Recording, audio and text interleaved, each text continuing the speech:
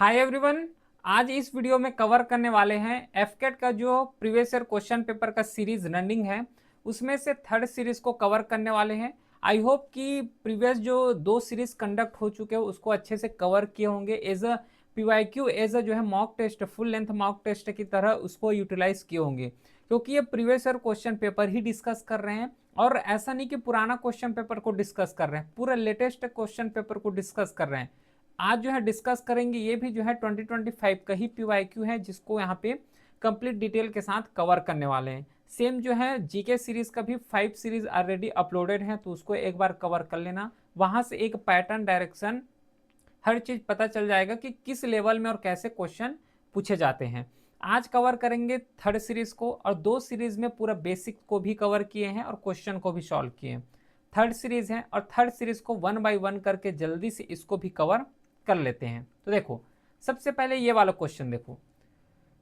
इस क्वेश्चन में सिंपल से ये बोले गए हैं कि ये प्रॉब्लम फिगर दिए गए हैं और इस फिगर को फाइंड आउट करना है। मतलब ये जो एक्स डॉट फिगर दिए गए हैं तो इसमें जो है डार्क सर्कल टाइप है ना, डॉट है, इस डॉट को यहाँ पे प्लेस करना है।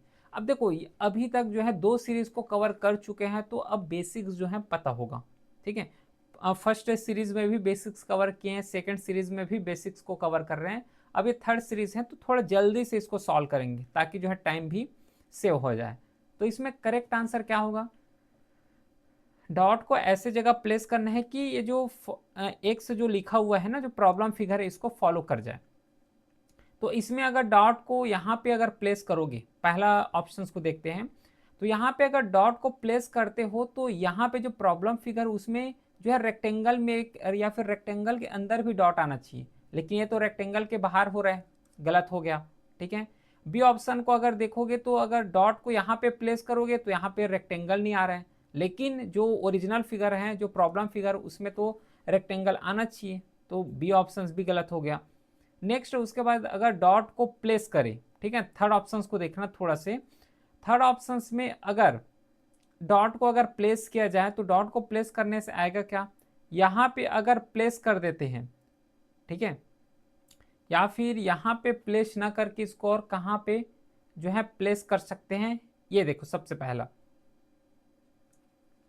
इसको अगर यहाँ पे अगर प्लेस कर दिया जाए, है ना, यहाँ पे अगर प्लेस करते हैं तो ये जो है रेक्टेंगल के अंदर भी आ रहे हैं और प्रॉब्लम फिगर में भी रेक्टेंगल के अंदर ही आ रहे हैं। देखो ये रेक्टेंगल बना हुआ है, ये रेक्टेंगल के अंदर ही आया हुआ है। ठीक है, फिर नेक्स्ट जो डॉट दिख रहा है वो सर्कल के अंदर प्लेस करना है, तो यहाँ पे अगर सर्कल के अंदर प्लेस करोगे और ऐसे प्लेस करना है कि ये जो है केवल केवल सर्कल के अंदर ही आना चाहिए, तो इसको अगर यहाँ पे प्लेस कर सकते हो तो सर्कल के अंदर ही आ रहे हैं, मतलब सी ऑप्शन इसमें बिल्कुल करेक्ट ऑप्शन है।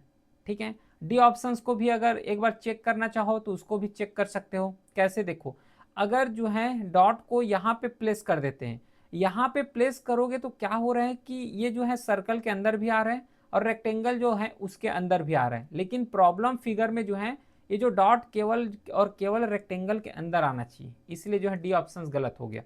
अगर इस टाइप के क्वेश्चन को मोस्ट एक्यूरेटली के साथ सॉल्व करना है तो ऑप्शंस को इलिमिनेशन किया करो।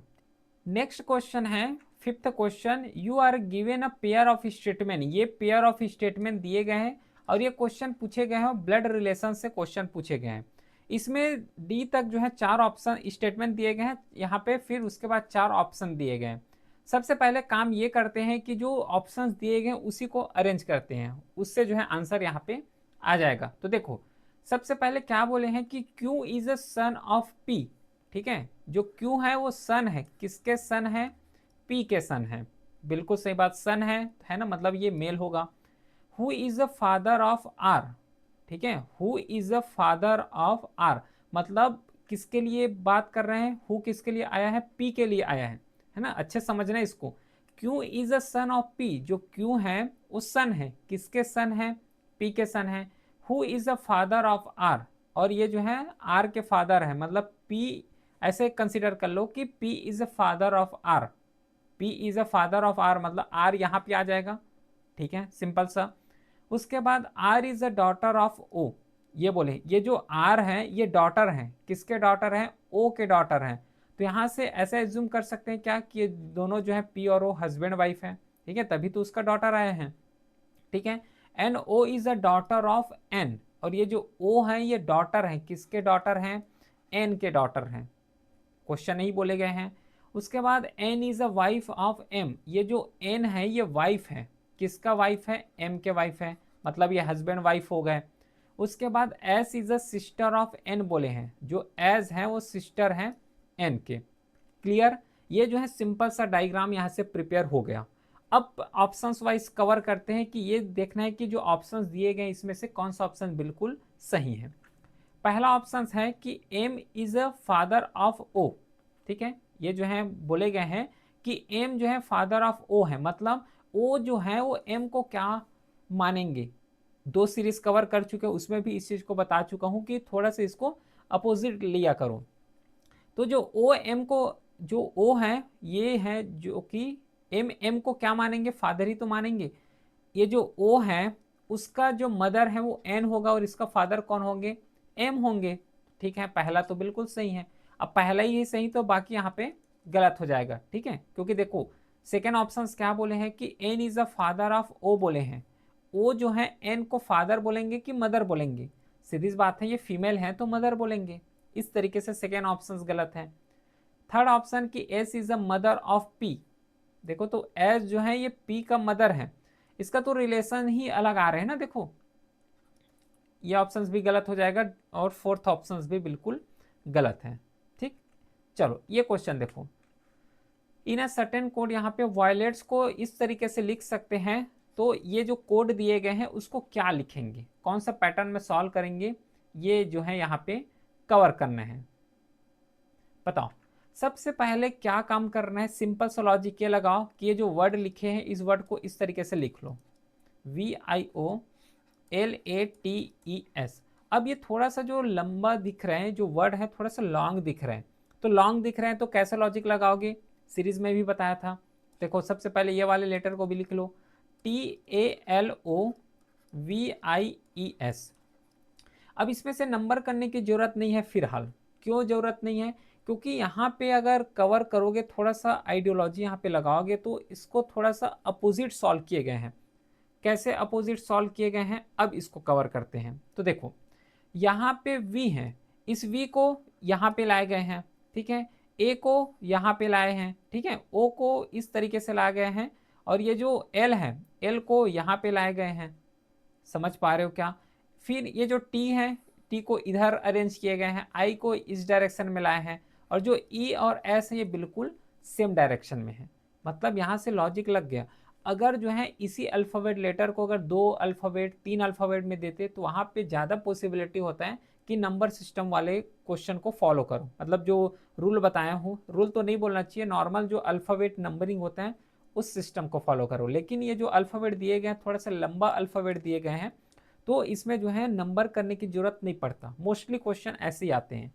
तो आगे जो है ये क्वेश्चन को सॉल्व करते हैं, जो कि VELVETIN ये बोले गए हैं।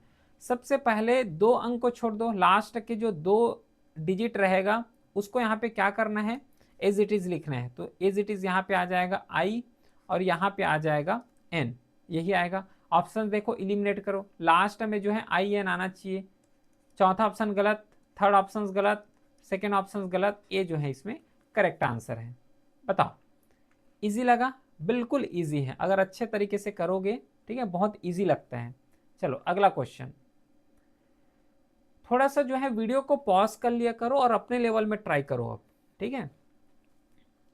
7th क्वेश्चन है, इसमें सिमिलर रिलेशनशिप, मतलब ये जो गुलिवर लिखे गए हैं और जो क्रेडुलस लिखे गए हैं, ठीक है, इन दोनों में क्या रिलेशंस फॉलो हो रहे हैं, जो रिलेशन इन दोनों में फॉलो हो रहे हैं उसी रिलेशंस को इन चारों ऑप्शन में से सॉल्व करना है। देखो गुलिबल मतलब होता है नया, इसको कंसीडर कर सकते हैं, नया मतलब नया नया। गुलिबल का मतलब होता है कोई भी चीज को न्यू न्यू स्टार्ट कर रहे हो, या फिर कोई भी जो फील्ड है उसमें नया हो। और क्रेडुलस मतलब भी सेम मीनिंग होता है। मतलब यहाँ पे जो गुलिबल और क्रेडुलस लिखे गए हैं ये साइनो है, सिनोनिज्म है, दोनों जो है सिनोनिज्म है। अब यहाँ से कवर करते हैं कि कौन सा ऑप्शन इसमें करेक्ट होगा। पहला जो है लिखे गए हैं हरबिंगर और हेराल्ड, बताओ तो ये कौन सा सिनोनिज्म है क्या ये?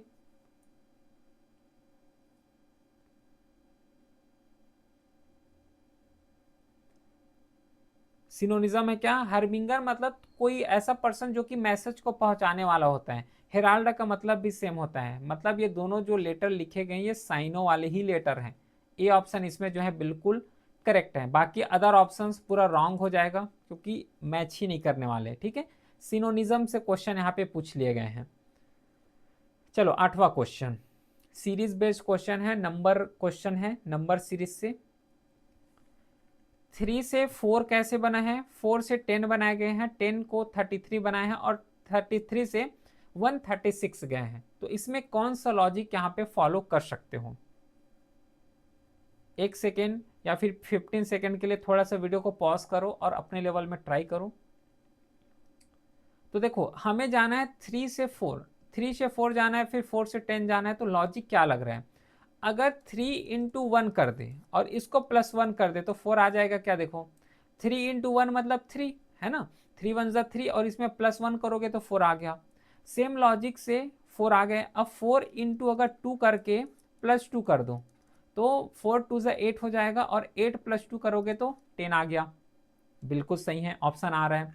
इसके बाद देखो कि 10 आ गए, अब इसको 10 इंटू 3 करो, उसके बाद +3 करो तो कितना आ जाएगा, 10 3 जा 30 हो गया और 30 में 3 जोड़ोगे तो 33 हो गया।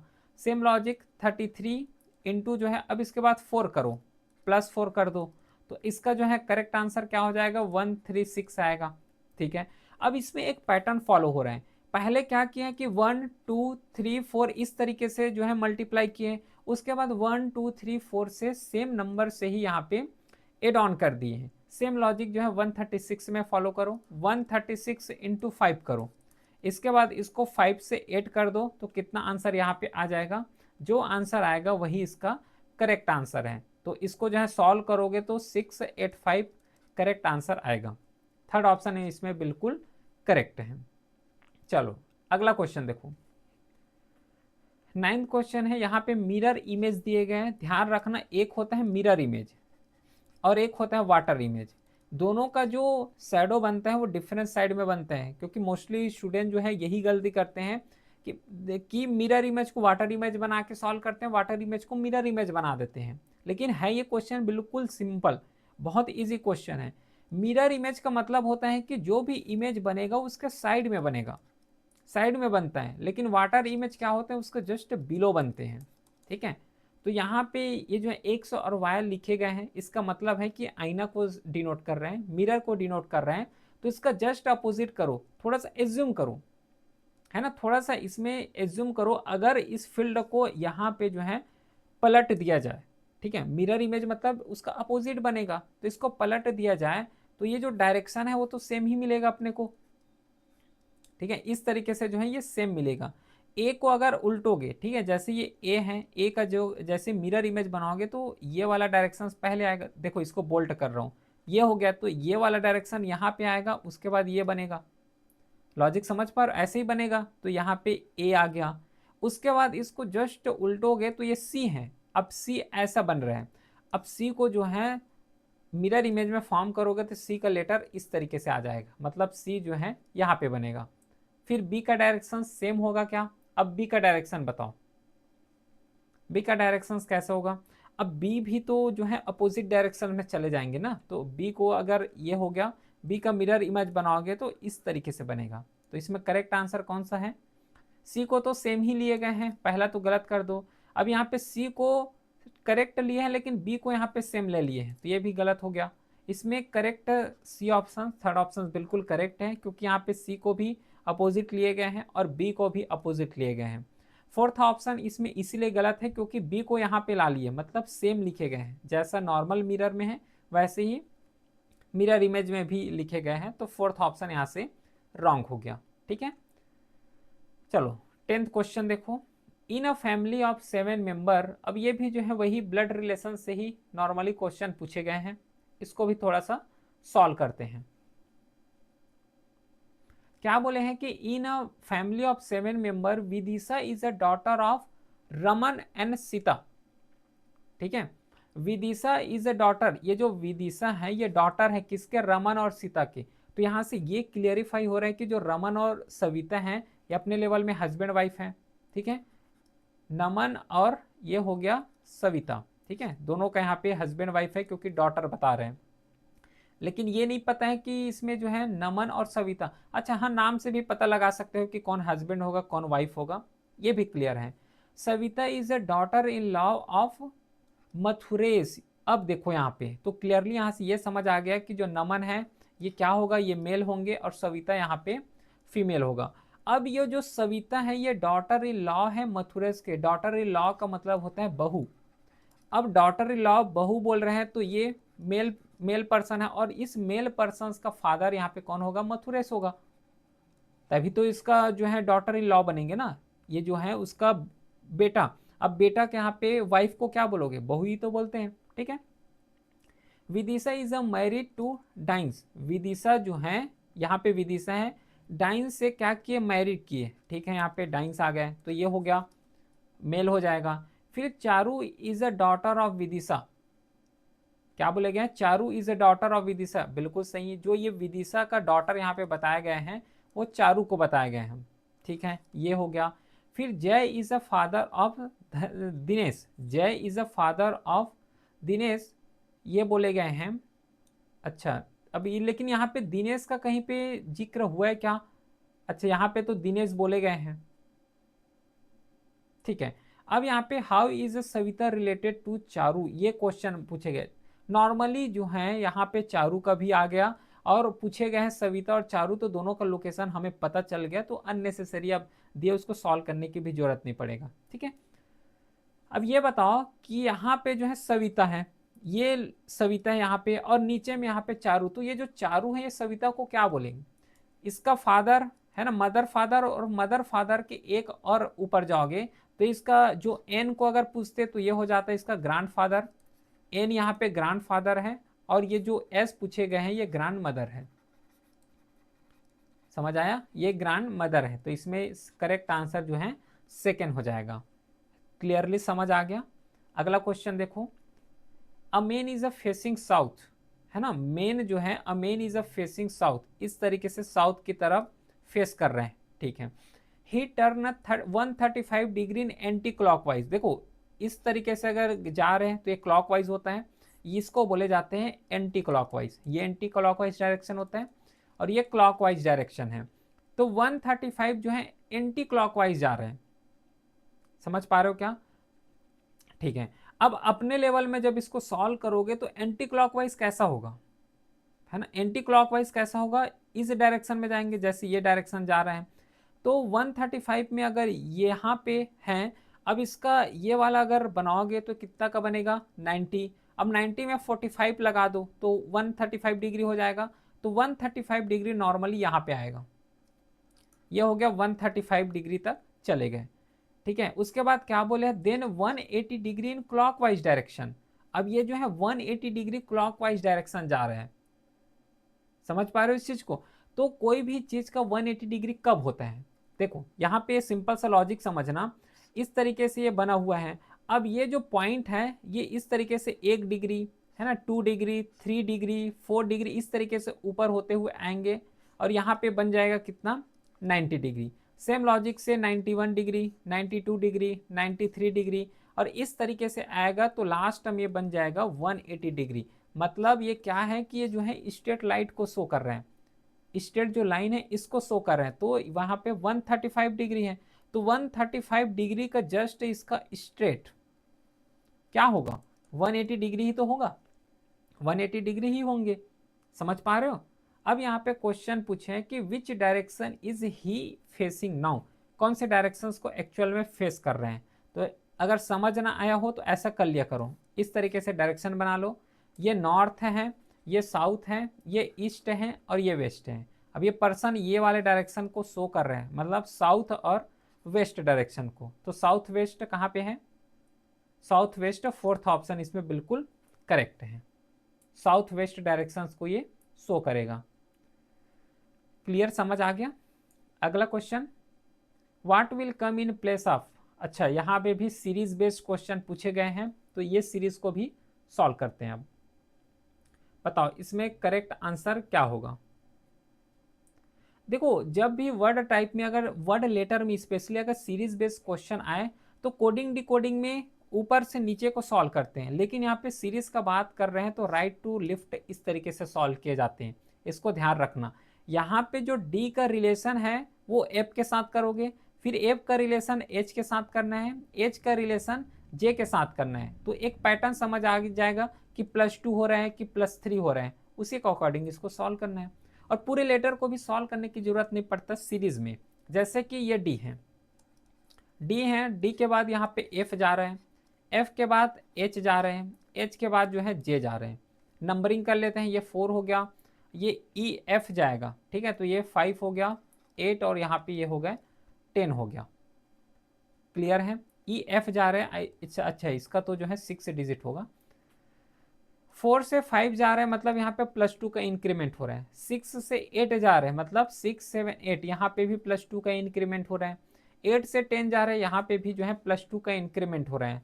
तो जो नेक्स्ट लेटर आएगा वो भी तो +2 का ही इंक्रीमेंट होंगे, ठीक है, तो 12 आएगा। अब 12 का लेटर क्या होता है ये यहाँ पे देखना है। चलो यहाँ पे समझ आ गया, 12 का लेटर यहाँ पे हो जाएगा L।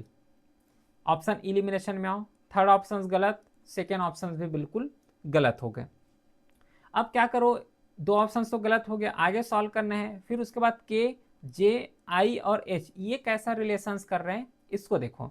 ये हो गया के के बाद यहाँ पे जे दिए गए हैं, जे के बाद आई है, आई के बाद क्या दिए गए हैं, एच हैं, एच। इसके बाद लेटर को फाइंड आउट करेंगे। 11 12 ये हो गया 9 और ये हो गया 8।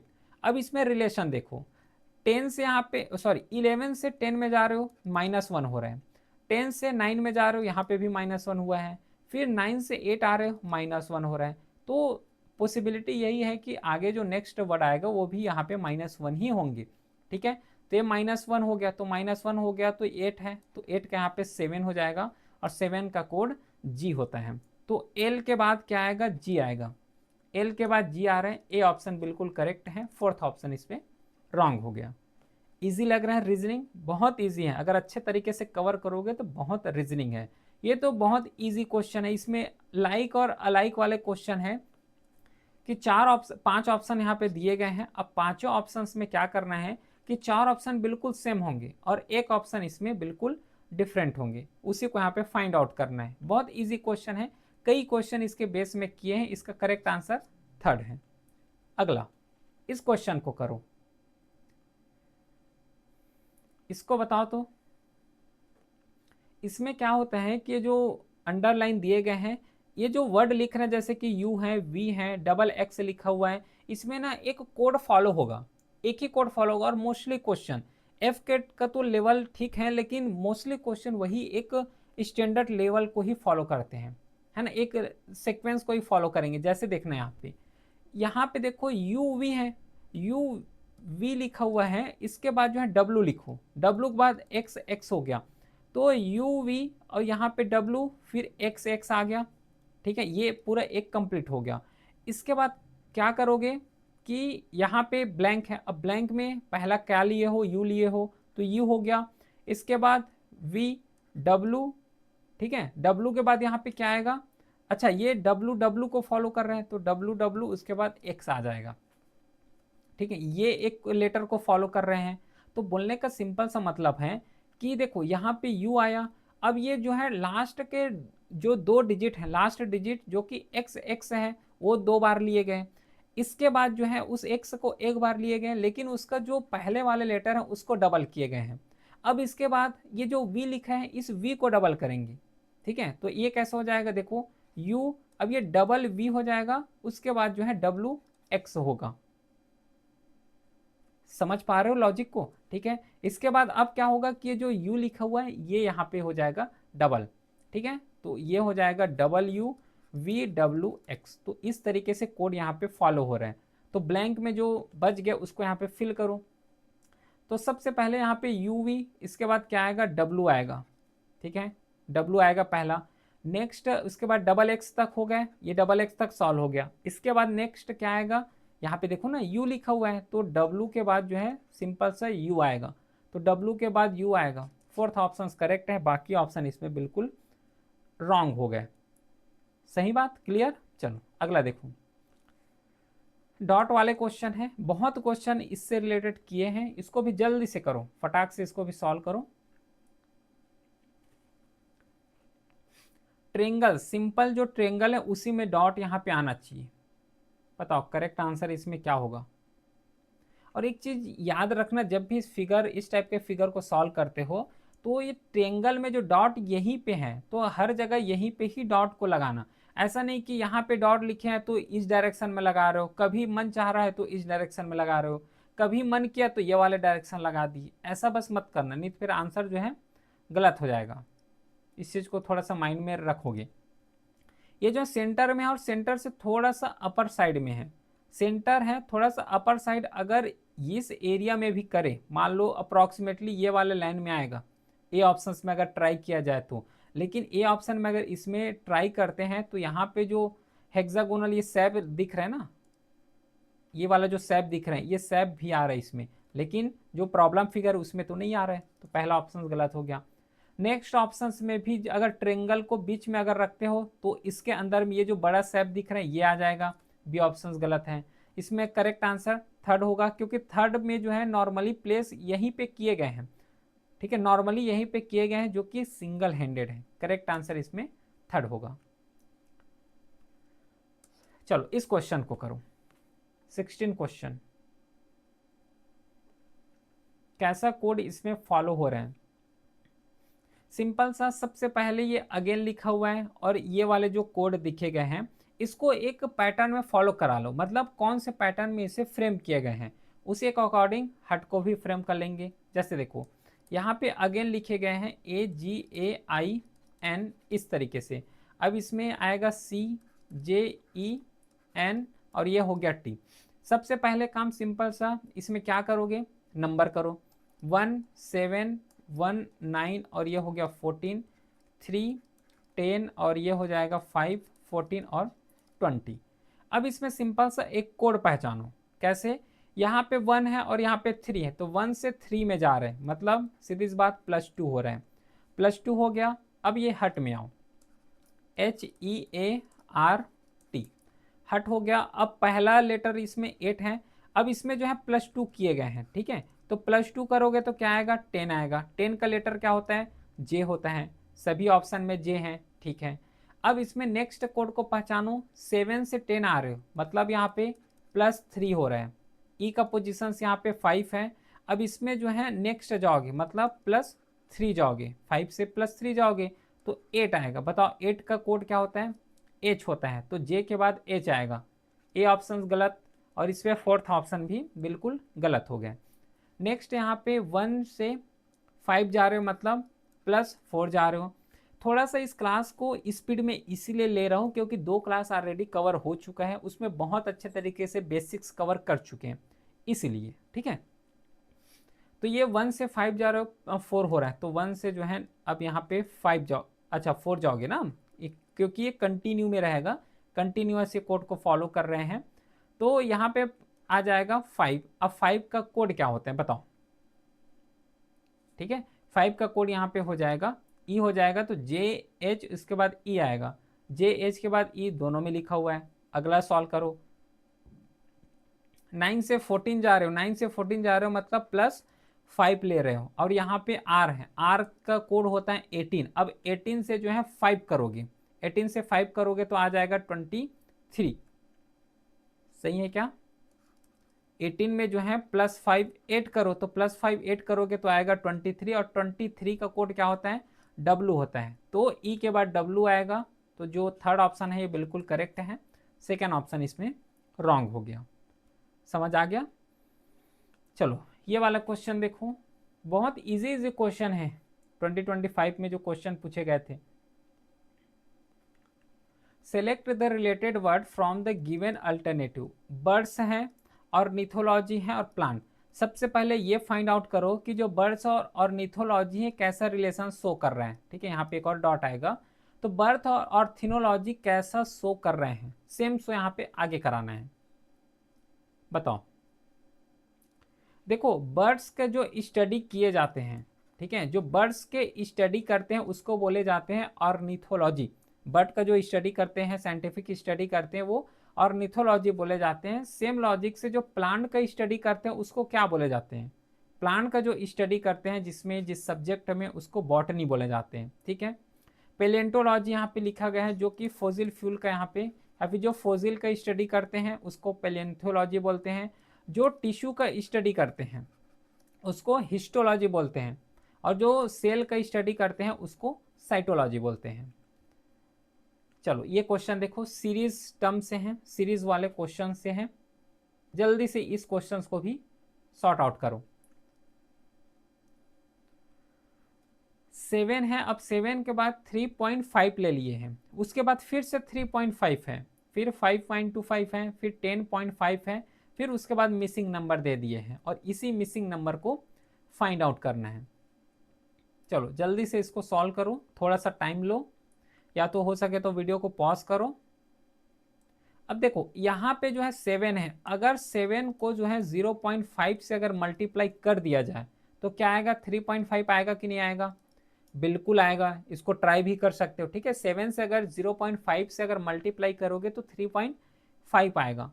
सेम यहाँ पे 3.5 है, इस 3.5 को 1.5 से अगर मल्टीप्लाई कर दो तो कितना आएगा?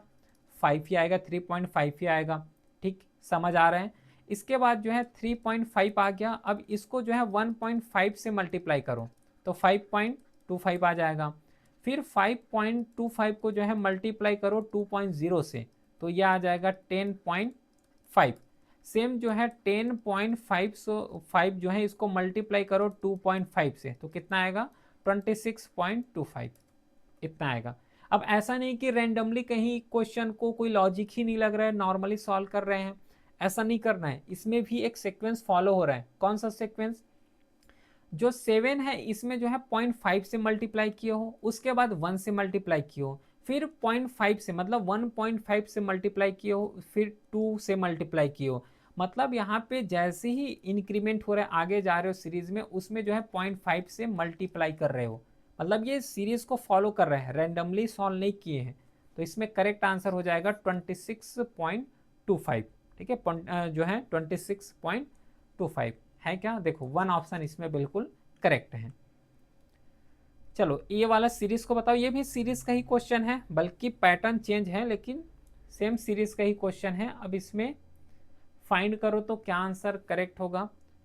दोनों सीरीज में भी बता चुका हूं कि इसमें सॉल्व करने का 2 मेथड होता है, या तो इसे जो है रो वाइज सॉल्व कर सकते हो, या फिर इसे कॉलम वाइज सॉल्व कर सकते हो। अब ये अपने लेवल में है कि कौन से वाइज सॉल्व करना चाहते हो। लेकिन ध्यान रखना, जब भी सॉल्व करते हो, जैसे कि क्वेश्चन मार्क यहाँ पे दिया हुआ है, अब ये क्वेश्चन मार्क को यहाँ पे दिया हुआ है तो कैसे सॉल्व कर सकते हो? 35 और 24 को ऐसा क्या मल्टीप्लाई करे या फिर ऐड करे, डिवाइड करे, जिससे जो है 40 आ जाए। ऐसे सॉल्व किया करो, ताकि जो है 7 और 5 को मल्टीप्लाई करोगे तो क्वेश्चन मार्क तक पहुंच जाओगे। अब ऐसा नहीं कि केवल यही मेथड को फॉलो कर सकते हो, 24 को भी सॉल्व कर सकते हो, 32 और 40 को भी सॉल्व कर सकते हो, जिससे 25 24 यहाँ पे लिखे गए हैं वो आ जाए, एक लॉजिक समझ आ जाए। लेकिन जो है अगर क्वेश्चन मार्क दिए गए हैं तो उसी के पैरेलल को अगर पहले सॉल्व करते हो तो वो ज़्यादा ईजी होता है, जिससे अंडरस्टैंड और जो एक्यूरेसी होता है वो बहुत ज़्यादा हो जाता है। ठीक है, चलो इसको कैसे सॉल्व करोगे, जल्दी से फटाफट सॉल्व करो इसको। यहाँ पे क्या है कि 24 है और यहाँ पे 32 दिए हैं, तो 24 और 32 को सॉल्व करते हैं तो 7 कैसे आएगा? देखो हम लोग क्या कर रहे हैं, रो वाइज चलते हैं, रो वाइज से ये इजी हो जाएगा। 24 है और 24 और 32, इसको सबसे पहले क्या करते हैं, ऐड करते हैं। जब इसे जोड़ोगे तो ये जो है 4 है और ये 2 है, तो कितना हो जाएगा 6 और ये 5। अब 56 आ गया, लेकिन यहाँ पे तो 7 दिए गए हैं। अब इस 56 को जो है 8 से डिवाइड कर लेते हैं तो जो है 7 आएगा कि नहीं आएगा, ये बताओ, है ना? 8 7 जा कितना होता है, 56 होता है। सेम लॉजिक यहाँ पे लगा लो, 18 है प्लस यहाँ पे 24 है, तो 18 और 24 को सबसे पहले ऐड करो तो कितना हो जाएगा, 42 आएगा। अब इस 42 को 8 से डिवाइड कर दो तो कितना आ जाएगा, 5.25 आएगा। रफली जो है 5 कंसीडर कर सकते हो, इसमें कोई दिक्कत नहीं है, रफली 5 कंसीडर इसमें कर सकते हैं। नेक्स्ट जो है 30 और 40 हो गया। अब ये 30 और 40 को ऐड करते हैं तो कितना हो जाएगा, 70। अब इसको भी 8 से डिवाइड कर दो, 8 से जब डिवाइड करोगे तो 8 समथिंग 75 आएगा, मतलब इसमें जो करेक्ट आंसर आएगा वो 8 आएगा। ठीक है, सेकेंड ऑप्शन इस पे बिल्कुल करेक्ट है। इसको अच्छे से कवर करना, ध्यान में रखना, इस टाइप से क्वेश्चन पूछे जाते हैं क्योंकि प्रीवियस ईयर क्वेश्चन पेपर ही डिस्कस कर रहे हैं। जम्प्ड वर्ड है अगला question, rearrange the jumped up letter in their natural sequence and find odd one out. इसको सबसे पहले क्या काम करना है कि जो जम्प वर्ड है इसको अरेंज करो, पहला टास्क ये होता है।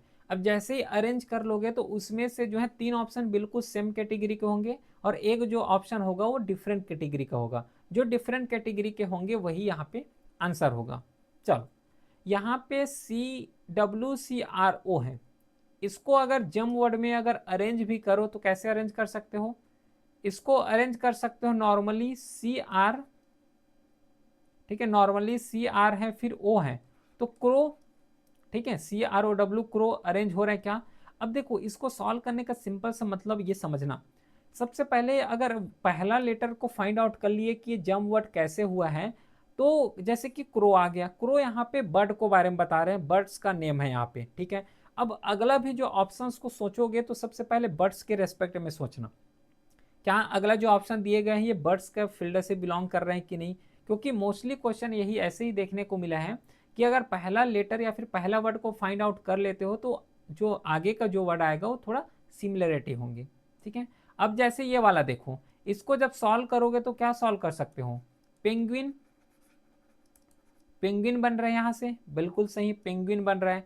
फिर उसके बाद जो है थर्ड को देखो, थर्ड को अगर देखोगे तो स्पैरो बन रहा है, बिल्कुल बन रहा है। फोर्थ को देखोगे तो क्या बन रहा है बताओ, हॉक बन रहा है, ठीक है, हॉक बन रहा है। अब यहाँ पे देखो जितना भी यहाँ पे ऑप्शन दिए गए सब बर्ड हैं, लेकिन जो शुरू के 3 ऑप्शन है, क्रो हो गया, पेंगुइन हो गए, स्प्रो हो गए, उसके बाद हॉक हो गए, तो जो 3 ऑप्शन इसमें से सेम होगा, कौन कौन से सेम होंगे, जैसे कि क्रो हो गया, स्पैरो हो गया, हॉक यहाँ पे सेम है, क्यों, और इसमें पेंगुइन यहाँ पे डिफरेंट होगा, और चूंकि यहाँ पे पेंगुइन डिफरेंट है तो इसका करेक्ट आंसर भी सेकेंड होगा। क्यों ऐसा, क्योंकि क्रो यहाँ पे फ्लाई कर सकते हैं, उड़ सकते हैं, स्पैरो यहाँ पे उड़ सकते हैं, हॉक जो है ये भी उड़ सकते हैं, लेकिन जो पेंगुइन है ये उड़ नहीं सकते है ना, फ्लाईलेस होते हैं, इसलिए इसमें करेक्ट आंसर सेकेंड हुआ है पेंगुइन। नेक्स्ट क्वेश्चन है अब कि city A is a west of city B. यहाँ से जो है नॉर्मली अगर इसका सेंस निकालोगे तो जो डायरेक्शन सेंस होता है, डायरेक्शन सेंस बेस्ड क्वेश्चन यहाँ पे पूछ लिए गए हैं। ठीक है, 22 क्वेश्चन, तो वीडियो को पॉज करो और सॉल्व करो, बाकी स्टार्ट करते हैं हम लोग। City A is a west of city B, मतलब सिटी जो बी है इसको यहाँ पे पोजिशंस करते हैं। ठीक है, अब देखो city A is a west of city B, अब ये सिटी बी है तो सिटी बी का वेस्ट कौन सा होगा, यहाँ पे होंगे, तो जो सिटी ए है वो यहाँ पे आ जाएगा, बिल्कुल सही है। नेक्स्ट बोले हैं कि city C is a east of city B, जो सिटी बी का ईस्ट है वहां पे कौन है, सिटी सी है, बिल्कुल सही। Also city D is a south of city B, मतलब जो डी है ये बी के साउथ में है, ये बोले गए हैं, तो यहाँ पे आ गया, इतना समझ आ गया। उसके बाद बोले हैं कि what is the directions of city D, देखो सिटी डी का डायरेक्शंस क्या है विथ रेस्पेक्ट टू सिटी ए, ये थोड़ा सा डिफरेंट टाइप का डायरेक्शन बेस्ड है, बहुत सिंपल है लेकिन थोड़ा पैटर्न को चेंज वाले क्वेश्चंस यहाँ पे दिए गए हैं। तो डी का डायरेक्शंस कहाँ पे है with respect to C, simple सा ऐसा करो कि इसको इस तरीके से डिवाइड कर दो। ठीक है, ये सी का नॉर्थ हो गया, ये साउथ हो गया और ये ईस्ट और वेस्ट हो गया, तो जो डी का लोकेशन होगा मतलब ये इस डायरेक्शन में है, इस डायरेक्शन में, मतलब यहाँ पे साउथ है नीचे, इधर वेस्ट है तो साउथ वेस्ट डायरेक्शन में है। बताओ south west direction, second option बिल्कुल करेक्ट है। इजी लगा, बहुत इजी है। 23 क्वेश्चन, यहाँ पे क्या बोले हैं कि रेक्टेंगल सर्कल यहाँ पे रिप्रेजेंट किए गए हैं, द सर्कल रिप्रेजेंट स्टूडेंट, ठीक है, जो सर्कल है ये वाला जो सर्कल है ये स्टूडेंट को रिप्रेजेंट कर रहे हैं।